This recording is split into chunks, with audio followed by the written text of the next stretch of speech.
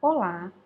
A aula de hoje é sobre formação reticular e reflexos, terminando assim o conteúdo de tronco encefálico.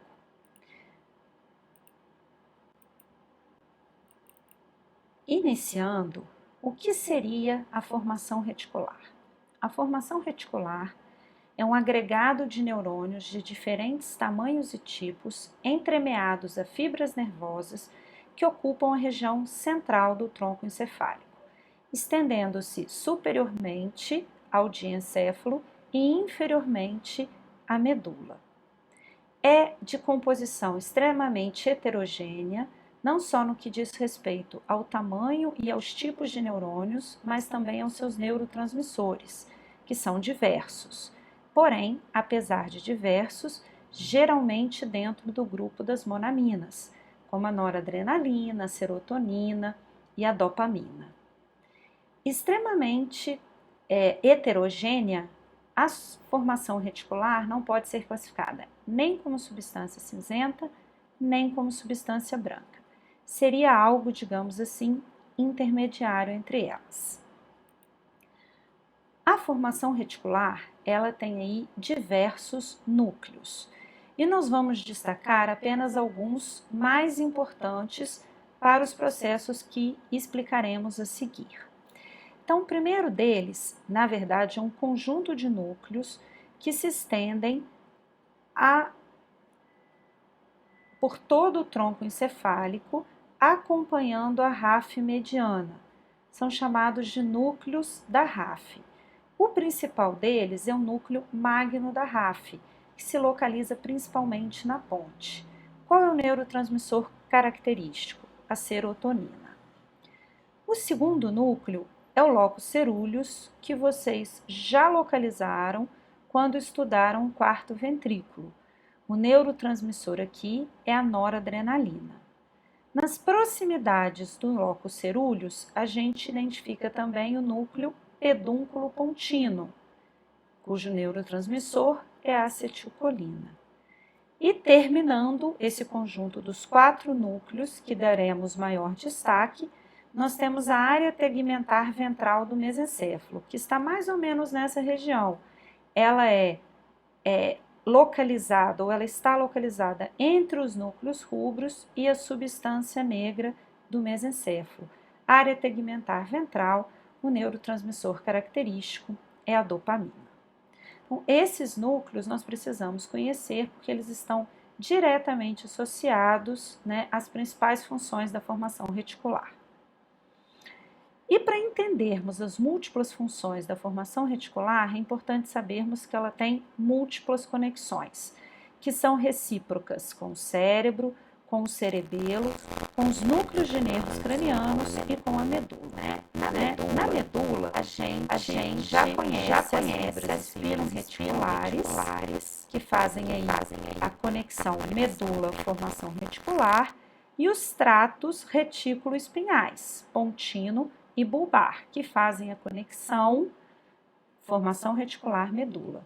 Mas existem também as fibras RAF espinhais, que partem dos núcleos da RAF em direção à medula, que serão importantíssimos para compreendermos os mecanismos do portão da dor. E quais seriam as múltiplas funções da formação reticular? A gente costuma dizer, gente, que a formação reticular, ela dá conta de tudo. E podemos perceber por esse organograma. Ela faz o controle da atividade elétrica cortical, ou seja, ela liga e desliga o nosso cérebro. Ela tem ação na sensibilidade, na motricidade, no sistema nervoso autônomo, nos nossos hormônios, na interação do sistema nervoso com o sistema hormonal e na integração de reflexos vitais, como aqueles associados à nossa respiração e à manutenção da nossa pressão arterial. Ou seja, é uma área antiga do sistema nervoso, mas que tem funções extremamente importantes, inclusive ligadas à nossa sobrevivência. A primeira delas, que vamos destacar, é o controle da atividade elétrica cortical. A formação reticular, gente, ela liga e desliga o nosso cérebro. E como que ela faz isso? Através de um sistema ativador reticular ascendente. O que eu quero dizer com isso? Eu tenho um conjunto de fibra que partem do núcleo da RAF, serotonina, do locus coeruleus, noradrenalina, e do núcleo pedúnculo pontino, acetilcolina, que vão em direção ao córtex cerebral com a função de ativá-lo. Por isso, sistema ativador reticular ascendente, SARA. É um conjunto de fibras provenientes da formação reticular que vai ao córtex com a finalidade de ativá-lo. Quais são essas fibras? As provenientes do núcleo da RAF, serotonina, do locus coeruleus, noradrenalina, e do núcleo pedúnculo pontino, acetilcolina.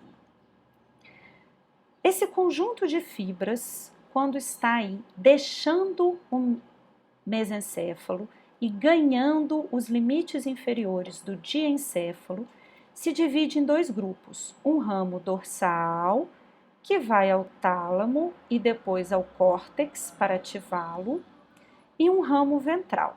O que acontece de diferente com esse ramo ventral? Neste ramo ventral se agregam fibras provenientes do hipotálamo, mais precisamente do núcleo túbero-mamilar do hipotálamo. São fibras estaminérgicas. Elas se juntam a esse ramo ventral, que diferentemente do ramo dorsal não passa pelo tálamo e vai diretamente ao córtex, também com a função de ativá-lo.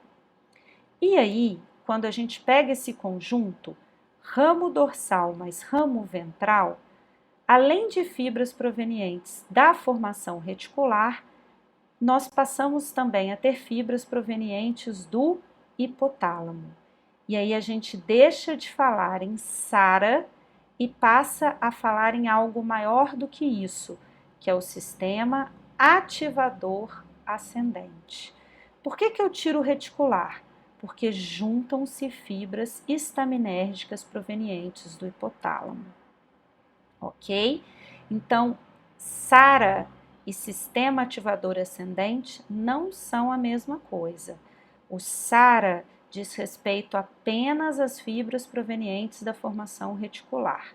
O sistema ativador ascendente ele é mais completo e inclui aí também as fibras estaminérgicas provenientes do hipotálamo que se unem ao ramo ventral na transição do mesencéfalo com o diencéfalo. Ok? Então, essa distinção é importante e não pode provocar confusão. E o grande atributo do sistema ativador ascendente é ligar e desligar o córtex cerebral, ligar e desligar o cérebro.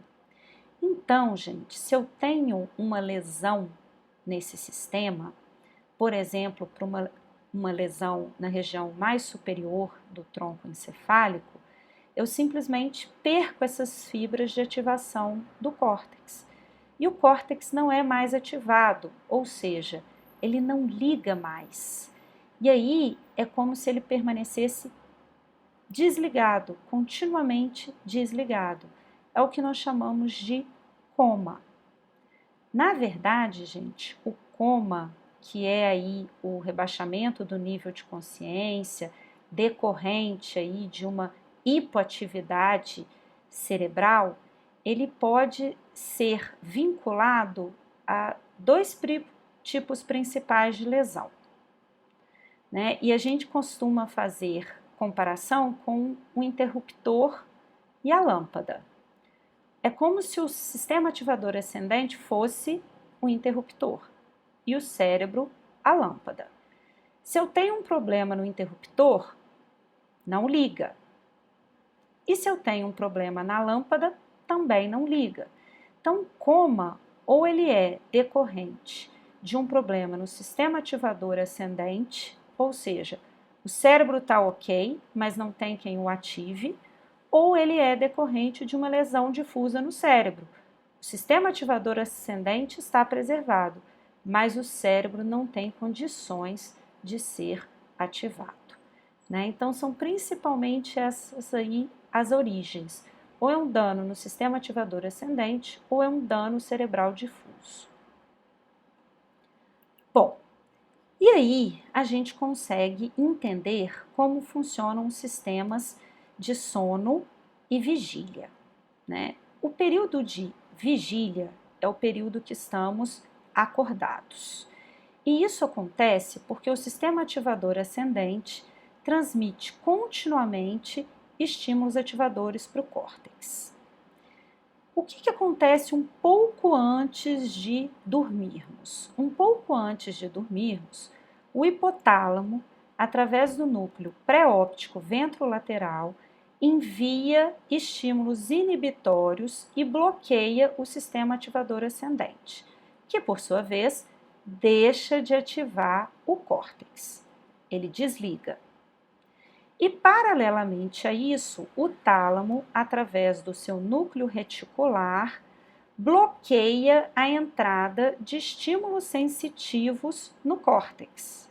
Lembra? Toda a sensibilidade vai ao tálamo, e aí bloqueia-se a passagem do tálamo para o córtex. É por isso, gente, que quando a gente está dormindo, pequenos sons, pequenos ruídos, pouca luminosidade não são capazes de nos acordar. Mas é óbvio que isso tem um limite, né? Se caiu uma bomba, você vai acordar. E aí a gente entra então num período de sono. E o nosso período de sono não é uniforme.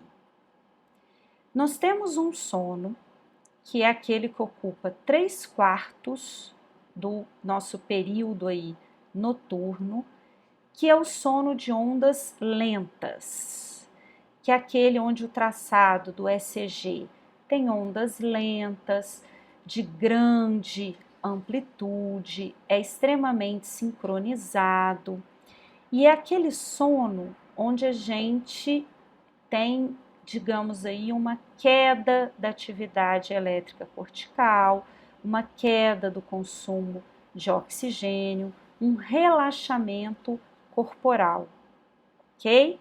Então é o sono que a gente realmente entende por sono, é o sono do repouso, é o sono não REM. E o que viria a ser o sono REM? O sono REM, ele é um sono paradoxal.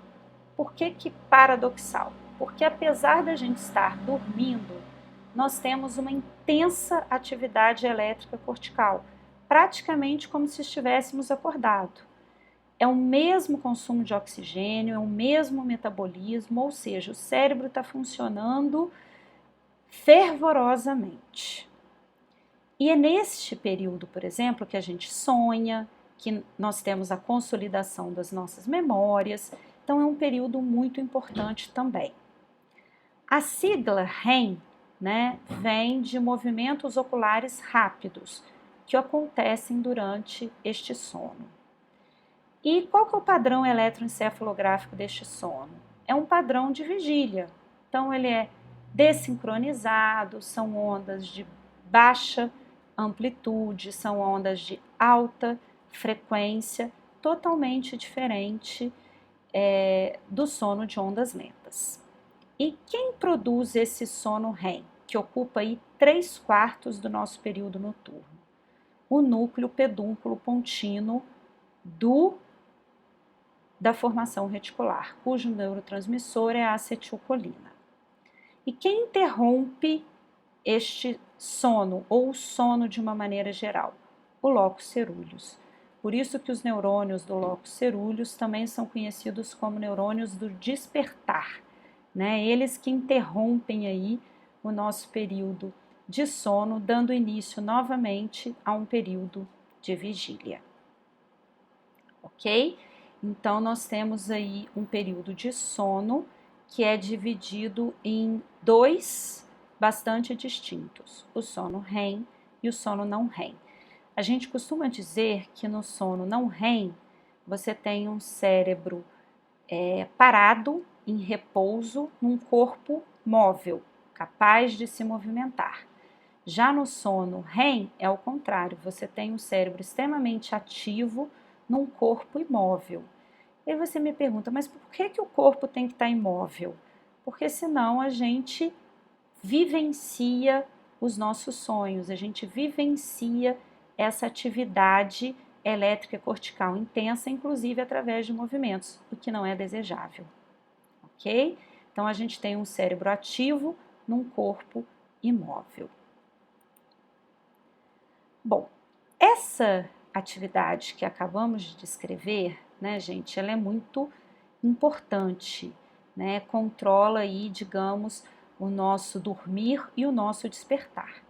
Mas outras atribuições da formação reticular também são extremamente relevantes. Uma delas é o controle eferente da sensibilidade. O que é isso? Os estímulos sensitivos, eles podem ser bloqueados em vários relés das vias aferentes antes de chegarem ao córtex, se isso for interessante em algum momento. Então, o primeiro mecanismo que nós conhecemos chama-se atenção seletiva, que é aquele mecanismo no qual você prioriza uma aferência em detrimento das outras. Então, por exemplo, vocês estão aí assistindo a essa videoaula. E se vocês estiverem concentrados, né, se vocês priorizarem, né, ou selecionarem as aferências provenientes dessa videoaula, vocês muitas vezes vão deixar de perceber o carro que está passando na rua ou algum barulho menor que esteja sendo feito pelos seus familiares que estão com vocês dentro de casa, né? Isso chama-se atenção seletiva, você está priorizando uma aferência em detrimento das outras. Isso pode ocorrer simultaneamente com outro fenômeno, que é a habituação. A habituação é quando você deixa de perceber estímulos repetitivos.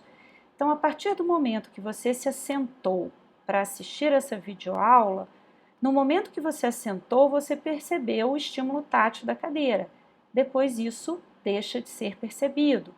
Às vezes, no momento que você começou, você estava ouvindo o barulho de um ventilador ligado, mas depois que você está no decorrer aí do assistir da videoaula, você deixa de perceber este barulho também, tá? Mas no caso da habituação, o estímulo tem que ser idêntico e repetitivo. Então, é o barulho de um ventilador, é o estímulo tátil da cadeira, tá? É diferente da atenção seletiva que descrevemos anteriormente. E outro mecanismo de controle eferente de sensibilidade que é clinicamente muito relevante são as vias da analgesia, ou que nós chamamos de portão da dor, né? O que vem a ser o portão da dor? Bom, voltando um pouco aos nossos conhecimentos, né, lá de nível medular, a gente sabe que existe um neurônio sensitivo, cujo corpo está no gânglio da raiz dorsal, e os axônios penetram pela raiz dorsal, levando estímulos sensitivos, que no caso aqui nos interessam os estímulos dolorosos. Então, existe aí a entrada pela raiz dorsal dos estímulos dolorosos. Mas por essa mesma raiz dorsal entram estímulos táteis. E aí a gente sabe que as fibras mais grossas do tato podem bloquear a entrada de estímulos das fibras mais finas da dor. E isso é o que a gente chama de controle espinhal do portão da dor. Ou seja, outras aferências que estão chegando ali junto com as aferências dolorosas, no caso as aferências táteis, podem bloquear a entrada das aferências dolorosas. Então, isso é o controle espinhal e acontece lá na substância gelatinosa da medula, que está lá na coluna posterior. Lembram-se dela? Então, as fibras grossas do tato podem bloquear, digamos assim, fechar o portão para a entrada das fibras finas da dor. Então, o estímulo tátil pode aí limitar a entrada de um estímulo doloroso, tá? E isso faz sentido, gente. Às vezes, quando a gente dá uma topada em algum lugar e machuca, a primeira coisa que a gente faz é esfregar. O que é isso? É a produção de um estímulo tátil que vai limitar, diminuir a entrada do estímulo doloroso, ok? Mas o controle espinhal não é o mais importante. O mais importante é o controle supraespinhal. E como acontece o controle supraespinhal? Acontece por um sistema que se origina na substância cinzenta periaquedutal do mesencéfalo, passa pelo núcleo magno da RAF, na ponte, e através de fibras serotoninérgicas atinge a substância gelatinosa da medula. E aí, na substância gelatinosa da medula, nós temos neurônios encefalinérgicos, que liberam a encefalina. A encefalina é um analgésico, é um opioide endógeno. E aí, a liberação dessa encefalina, né, ela, por esse neurônio da substância gelatinosa, ela impede a sinapse entre o neurônio do gânglio da raiz dorsal e o neurônio da coluna posterior, que vai formar o trato espino-talâmico lateral. Ou seja, ela não deixa, ela bloqueia a passagem do estímulo doloroso, tá? E é um bloqueio eferente da sensibilidade, porque é uma via eferente que bloqueia a entrada da sensibilidade. E essa é aí a principal via, o principal controle, o controle supraespinhal do portão da dor, ok? E hoje a gente sabe, por exemplo, gente, que a morfina, que é talvez aí o analgésico mais potente que nós utilizamos atualmente, como que ela age? Ela tem receptores na região da substância cinzenta periaquedutal e na região dos núcleos da RAF. Então, ela ativa este sistema. E outra curiosidade, gente, é que os antidepressivos que atuam através da inibição da recaptação da serotonina, como a fluoxetina, por exemplo, eles fazem o quê? Disponibilizam mais serotonina nas sinapses. E aí, neste caso aqui, dessa via serotoninérgica, eles atuam aí também como analgésicos, né? Então, tem algumas patologias aí álgicas que também têm uma associação de cunho depressivo, que são tratadas e muito bem tratadas com esses medicamentos, por exemplo, a fibromialgia.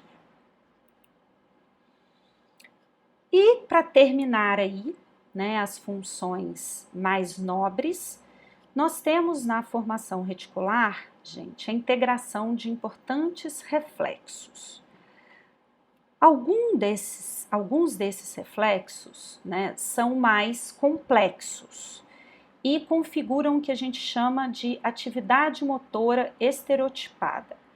O que são atividades motoras estereotipadas? São atividades motoras complexas que envolvem aí áreas, às vezes, distintas e distantes do tronco encefálico e que, de alguma maneira, são organizadas por núcleos ou centros da formação reticular, justamente por serem complexas.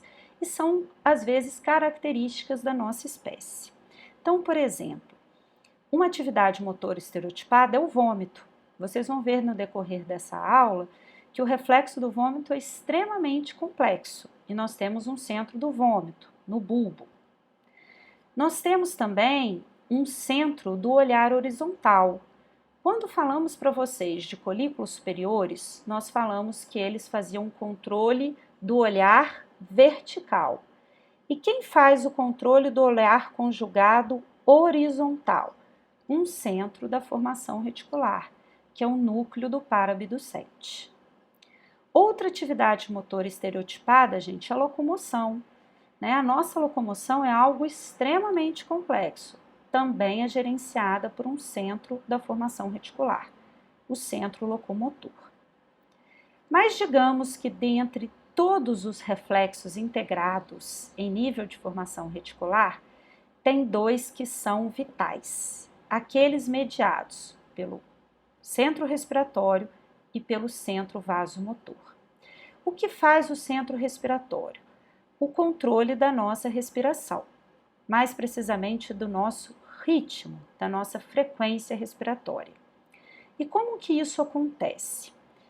Continuamente, né, os níveis de oxigênio do sangue, que são captados por receptores do corpo carotídeo, e o nível de distensão dos alvéolos, que são captados por receptores específicos, né, pulmonares, levam informações que são aferências viscerais para quem?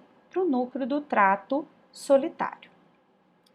Essas aferências viscerais gerais são então informadas à formação reticular.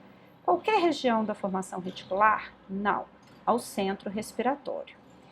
E aí, este centro respiratório comanda uma resposta que, através dos tratos retículo-espinhais, chegam à origem das fibras que inervam os músculos respiratórios, que estão na medula. Seja as fibras que vão inervar o nervo frênico, sejam as fibras que vão inervar os nervos intercostais. E promovem, então, os movimentos respiratórios, que são, digamos aí, um reflexo dos níveis de O2 no sangue, da distensão dos alvéolos. Claro, né, gente, que isso é um reflexo, e que bom que é um reflexo, que a gente não precisa pensar para respirar. Mas a gente pode sim alterar isso voluntariamente, até um limite. Então, essas regiões da medula, onde chegam os tratos retículo-espinhais, esses neurônios motores, né, da coluna anterior, onde chegam os tratos retículo-espinhais, também recebem comandos do córtex, que é o córtico espinhal. Então, eu voluntariamente posso alterar meu padrão respiratório, posso tornar minha respiração mais rápida, posso torná-la mais devagar, mas isso tem um limite, né? Eu não consigo simplesmente, de forma voluntária, parar de respirar, ok? Mas existe sim uma influência, essa influência possível. E o outro centro vital é o centro vasomotor, associado aí ao controle da pressão arterial. E como isso acontece? Indicadores da pressão arterial, captados no seio carotídeo, levam essa informação através de fibras aferentes viscerais gerais para onde? Para o núcleo do trato solitário, que vai passar essas informações para a formação reticular. Qualquer local da formação reticular? Não, para o centro vasomotor. E aí, do centro vasomotor, descem informações pelo trato retículo espinhal, que chega à medula, coluna lateral, sistema nervoso simpático, que é parte do autônomo, e descem fibras pelo núcleo dorsal do vago, nervo vago parasimpático, que também é parte do sistema nervoso autônomo. E essas fibras em conjunto, ou seja, o sistema nervoso autônomo, vai fazer aí a adequação do calibre vascular, que pode diminuir ou aumentar a pressão arterial de acordo com as necessidades corporais. Então, isso também é um reflexo. Se a pressão sobe, eu tenho como diminuí-la. Se a pressão desce, eu tenho como aumentá-la. Isso também é um reflexo, tá? E pela presença desses dois centros, gente, o centro respiratório e o centro vasomotor, é que as lesões da formação reticular do bulbo, elas podem ser letais, né? Porque você tem uma parada respiratória acompanhada aí de uma alteração importante da pressão arterial, que acaba culminando com uma parada cardíaca, né? Então, as lesões da formação reticular do bulbo, elas são geralmente letais. E para encerrar o conteúdo de hoje, a gente vai falar um pouquinho de reflexos. Todos os reflexos? Não. Os reflexos integrados no tronco encefálico. Afinal, é do tronco encefálico que estamos falando. E aí, para entendermos os reflexos integrados no tronco encefálico, primeiro nós temos que lembrar da via de associação do tronco encefálico, que é o fascículo longitudinal medial, certo? Ó, fascículo longitudinal medial. Ele é a via de integração do tronco encefálico, que equivale aos fascículos próprios da medula. E saber também que aqueles reflexos que não são integrados por essa via vão ser integrados pela formação reticular, como acabamos de demonstrar aí, reflexos viscerais, né? Centro respiratório, centro vasomotor. Então, o primeiro deles, gente, é um reflexo extremamente simples, que é o reflexo mandibular ou mentoniano. Como que eu faço a pesquisa?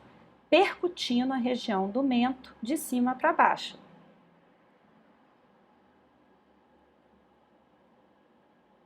O que eu tenho? Uma rápida elevação da mandíbula, tá? Qual que é a via desse reflexo?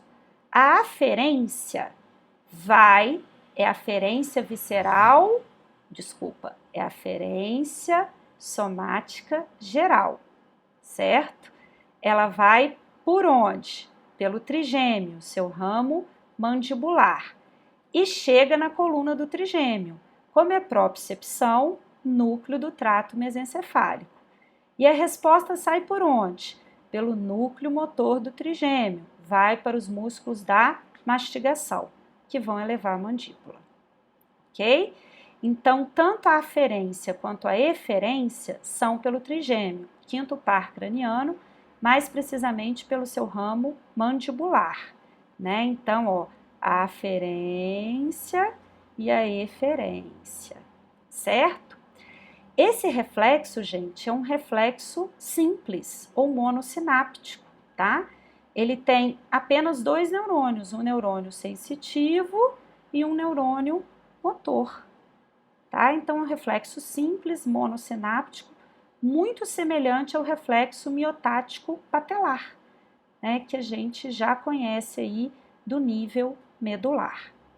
E qual que é a função desse reflexo, gente? É manter a boca fechada, porque a gravidade tenderia a manter a boca aberta, certo? Mas aí, ela estimula os receptores proprioceptivos desses músculos, vai pelo trigêmeo, núcleo do trato mesencefálico, volta pelo núcleo motor, ativa os músculos mastigatórios que elevam a mandíbula e mantém a nossa boca fechada, ok? Então, é um reflexo que a gente nem precisa pesquisar, né? A própria manutenção da boca fechada já é aí um indício da efetividade dessa via. Segundo reflexo, é o reflexo corneano ou córneo-palpebral. Como é que a gente pesquisa? Tocando ligeiramente a córnea com uma mecha de algodão.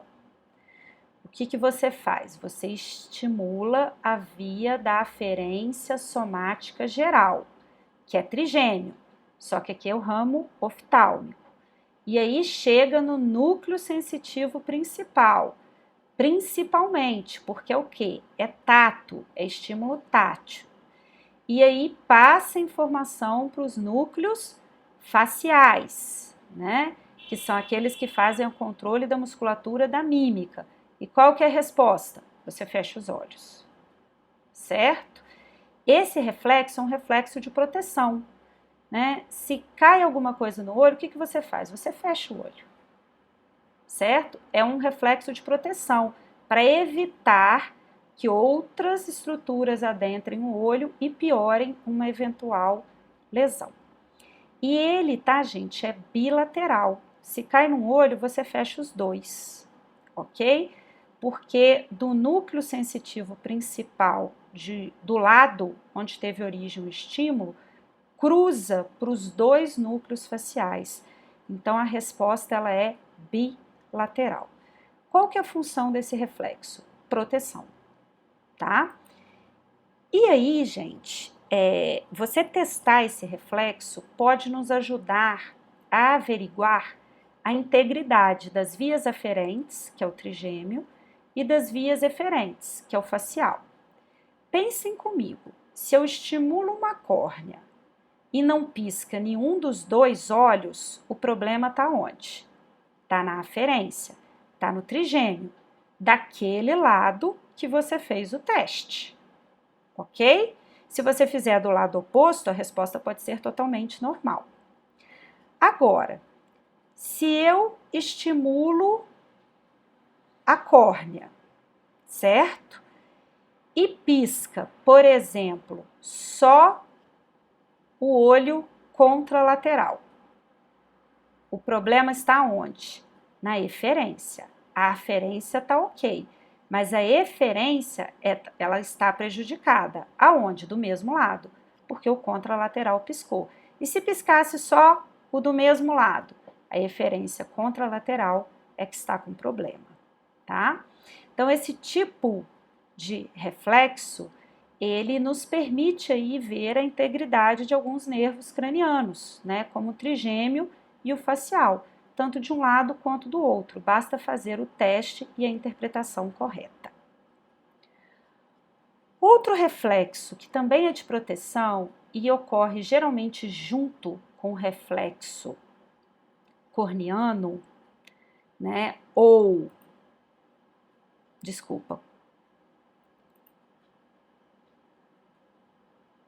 deixa eu voltar aqui,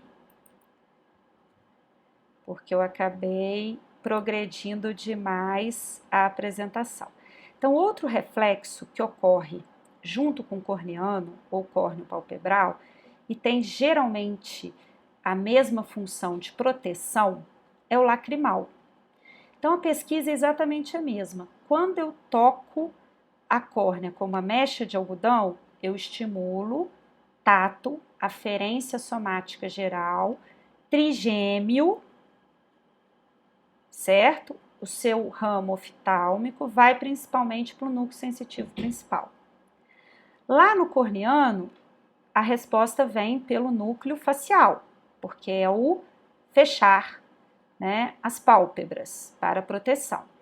Aqui, a resposta vem principalmente pelo núcleo lacrimal, porque a resposta é a produção da lágrima, que também vai lubrificar essa região, diminuindo o potencial lesivo, tá?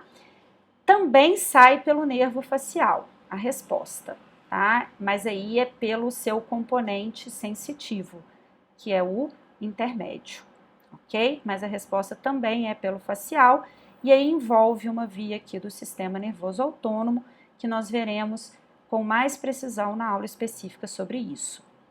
E esse reflexo, gente, é um reflexo que a gente chama de somatovisceral, né? Porque a aferência é somática, aferência somática geral, tato, e a resposta é visceral, é sistema nervoso autônomo. E ele geralmente, gente, ocorre junto com o corneano ou córneo palpebral, tá? A pesquisa, o estímulo é o mesmo. E o reflexo do piscar?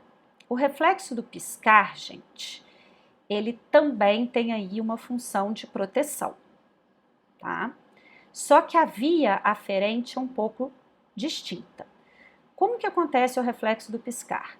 Para testá-lo, você deve fazer um movimento brusco com as suas mãos em direção ao olho do paciente, que seria semelhante a um objeto que estivesse indo em rápida velocidade em direção ao olho do paciente. O que ele faz? Ele pisca, né? Também é um reflexo de proteção. E aí, qual que é a via? Se é um estímulo visual, retina, nervo óptico, vai chegar lá no colículo superior. Lembra? Vias visuais. E aí, a resposta, o estímulo vai para o núcleo facial e sai pelo nervo facial, que é o quê? Músculos da mímica, vai fazer aí o fechamento das pálpebras, o piscar, que é bilateral, tá, gente? Que é bilateral, igual corneano ou córneo palpebral, certo? E Nestes casos também, gente, se o estímulo for muito forte, com alto poder agressivo, descem também informações através do trato teto-espinhal, né, que tem origem lá no teto do mesencéfalo, onde estão os folículos, descem informações para a medula. E o indivíduo, ó, leva a mão. Às vezes o piscar não é suficiente, você precisa se proteger com a mão, tá? Então, lá da região do teto mesencefálico, onde estão os folículos superiores, pelo trato teto-espinhal, desce o comando para a medula e você se protege com a mão. Ok? Então, também é um importante reflexo de proteção. E o reflexo de movimentação dos olhos? Vocês estão vendo que são muitos reflexos oculares, né, gente? Corneano ou córneo palpebral, o lacrimal, né? O do piscar, agora a movimentação dos olhos e ainda tem o pupilar. Esse reflexo da movimentação dos olhos, geralmente, ele não precisa ser pesquisado, ele é observado. E o que é isso? É um reflexo que permite a adequação dos movimentos dos olhos ao movimento da cabeça. Isso é importante? É. Imaginem, por exemplo, que vocês estão andando a cavalo, né? Pela trepidação, a cabeça sobe, desce, a cabeça sobe, desce. Toda vez que a cabeça sobe, o olho tem que descer. Toda vez que a cabeça desce, o olho tem que subir, para manter a imagem sempre na mesma região. Então, se a cabeça sobe, ó, o olho desce. Se a cabeça desce, ó, o olho sobe, para manter a imagem sempre na mesma linha de projeção na retina, senão ela ficaria continuamente saindo do foco. Então, esse movimento de adequação da posição dos olhos à posição da cabeça é um reflexo, e é um reflexo importantíssimo, tá? De onde vem a aferência? Do gânglio vestibular, parte vestibular do nervo vestíbulo coclear, núcleos vestibulares. Eles vão registrar a posição da cabeça. Pelo fascículo longitudinal medial, essa informação chega nos núcleos responsáveis pela movimentação dos olhos, óculo motor, troclear e abducente. E daí sai a resposta de adaptação, ok? Que é extremamente importante, né? Não necessariamente precisamos pesquisar, é só uma questão de observar. E terminando essa gama de reflexos, né, oculares, nós vamos para o mais importante deles, pelo menos clinicamente, que é o pupilar, tá? Como que a gente pesquisa o reflexo pupilar? Direcionando um feixe de luz para o olho do paciente. Qual que é a resposta? A miose. A pupila se fecha para controlar a entrada do estímulo luminoso. Quando a gente observa a resposta do mesmo lado do estímulo, a gente está falando de reflexo fotomotor direto. Quando a gente observa a resposta no lado contrário do estímulo, é o reflexo consensual, ou seja, um olho entra em consenso com o outro, digamos assim. Onde está a aferência? Se o estímulo é visual, é retina, nervo óptico. E aí vai lá para o mesencéfalo, mas não vai para o colículo superior, vai lá para a área pré-tetal. Eu lembro que quando nós conversamos sobre a área pré-tetal, eu falei para vocês, vai ser extremamente importante para a integração do reflexo pupilar. Então, e aí existe essa integração, a informação cruza pela comissura posterior, algumas fibras cruzam, outras não, e aí as que cruzam na comissura posterior e elas vão chegar no núcleo de Edinger-Westphal do mesmo lado e do lado contrário. Por isso que a resposta é nos dois olhos, ok? O núcleo de Edinger-Westphal, ou os núcleos de Edinger-Westphal, vocês já sabem, é a parte visceral do complexo óculo-motor. Vai lá para os músculos intrínsecos dos olhos, inclusive o esfíncter da pupila, tá? Que vai fazer então a miose, certo? Lembrando que a miose do lado do estímulo, fotomotor direto, a miose do lado contrário, consensual, mas elas acontecem juntas, porque algumas fibras cruzam e outras não. E a observação desse reflexo, gente, é uma das coisas mais rotineiras para os médicos intensivistas, tá? Isso precisa sempre ser feito. E aí, o que a gente precisa concluir? Se eu tenho estímulo luminoso e não ocorre miose em nenhum dos dois olhos, o problema está onde? Na aferência. Retina, nervo óptico, trato óptico, que seja.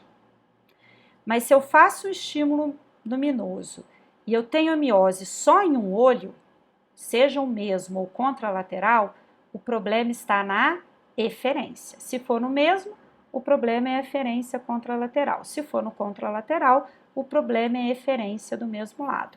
Lembrando que a eferência é oculomotor e a aferência é óptico.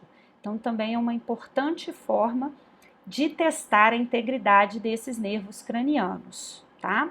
E de testar, gente, a integridade da transição do mesencéfalo para o diencéfalo. Porque a área pré-tetal, ela está lá na transição do mesencéfalo para o diencéfalo. E quem que também está nessa transição?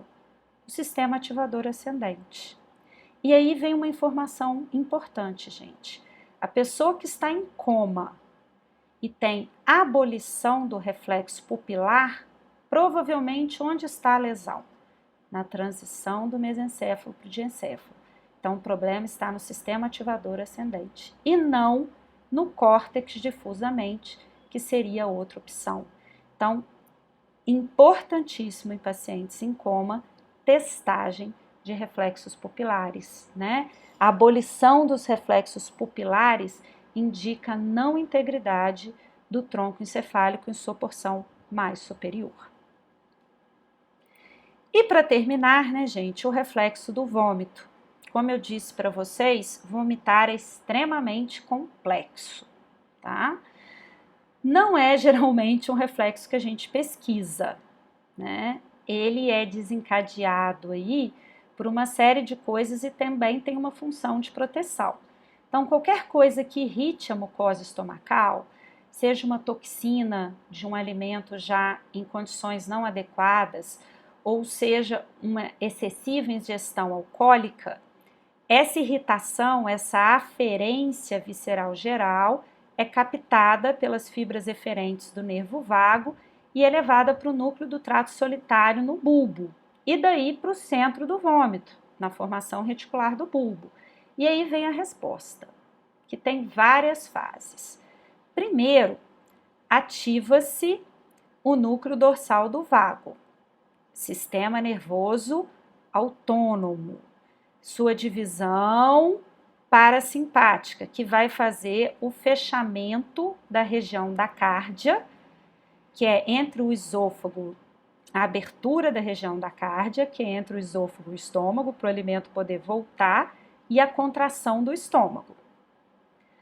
Ao mesmo tempo, através de fibras retículo-espinhais, chega-se à coluna lateral da medula, sistema nervoso autônomo simpático, que vai mandar uma ordem para fechar o piloro, que é a comunicação do estômago com o intestino. Eu não quero que vá para o intestino, eu quero que volte para o esôfago. Então, abro a cárdia, fecho o piloro. Num terceiro momento, chegam comandos para os neurônios anteriores da coluna anterior, da medula cervical e torácica, tóraco-lombar, digamos assim, para ativar os nervos frênicos, os intercostais, os abdominais, que vão fazer aí o quê? Um aumento da pressão intraabdominal, que é importantíssimo para esse elemento voltar. E quando ele volta, o que eu tenho que fazer, gente? Pôr a língua para fora, para ele poder passar. E aí o quarto passo é a ativação do núcleo hipoglosso. Então, ou seja, gente, dá muito trabalho vomitar. Por isso que quando a gente vomita várias vezes consecutivas, a gente chega a um estágio de exaustão, né? Porque dá trabalho vomitar. Com o reflexo do vômito, gente, a gente encerra aí os reflexos integrados no tronco encefálico e encerra também o conteúdo deste segmento.